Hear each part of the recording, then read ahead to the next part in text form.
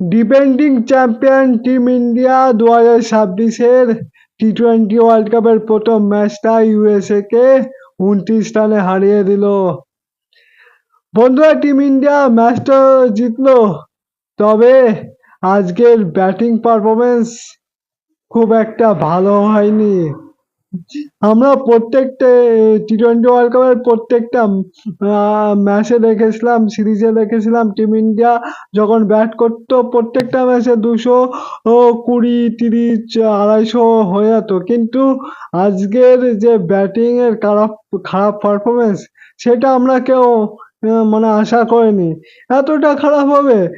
ঈশান কিষান মাত্র 20 রান করে, অভিষেক শর্মা প্রথম বলে আউট হয়ে প্যাভিলিয়নে ফিরে যায়, তিলক বর্মা অনেকদিন পরে ইন্ডিয়ার টিমে কাম ব্যাক করে, সেও 25 রান করে, মানে পরপর উইকেট নিচ্ছিল কিন্তু ইউএস এর বলাররা। আর মনে হচ্ছিল টিম ইন্ডিয়ার স্কোরটা বন্ধুরা 210-20 মধ্যে থাকবে, কিন্তু না বন্ধুরা, আমাদের ক্যাপ্টেন সূর্যকুমার যাদব অসাধারণ ফর্মে আছে। সেটা মানে যেভাবে আজকের ইনিংসটা বিল্ড করলো, মানে একটা সময় মনে হচ্ছিল টিম ইন্ডিয়ার স্কোর 120-30 রান হবে, কিন্তু সেই স্কোরটাকে 161-তে নিয়ে গেল সূর্যকুমার যাদব। আউটস্ট্যান্ডিং করে খেলেছে, ক্যাপ্টেন্সি ইনিংস খেলেছে কিন্তু সূর্যকুমার যাদব। 49 বলে 84 রান, যেভাবে আজকের ইনিংসটা খেললো।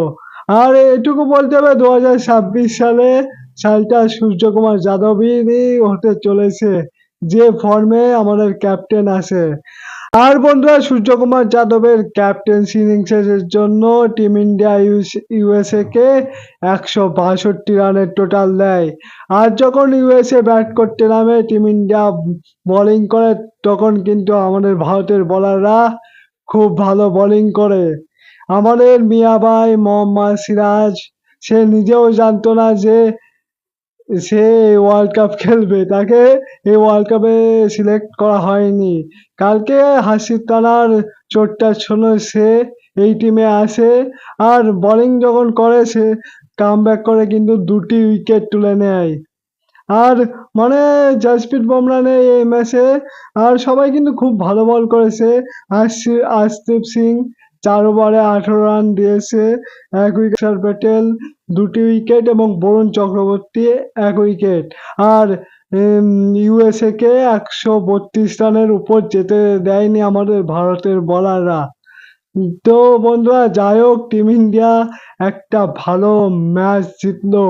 ব্যাটিং এ একটু খারাপ পারফরমেন্স হয়েছে, তবে টিম ইন্ডিয়া ওয়ার্ল্ড কাপের প্রথম ম্যাচটা জিতে গেল ইউএসএ কে 29 রানে হারিয়ে। তো তোমাদের টিম ইন্ডিয়ার পারফরমেন্সটা কেমন লাগলো, খেলাটা কেমন লাগলো, অবশ্যই কমেন্ট করে জানিও। আর ভিডিওটা ভালো লাগলে লাইক, কমেন্ট, শেয়ার করে দিও। আর আমার ফেসবুক পেজটিকে ফলো করে দিও। আর ইউটিউব থেকে দেখে থাকলে ভিডিওটি, এই ইউটিউব চ্যানেলটিকে সাবস্ক্রাইব করে দিও।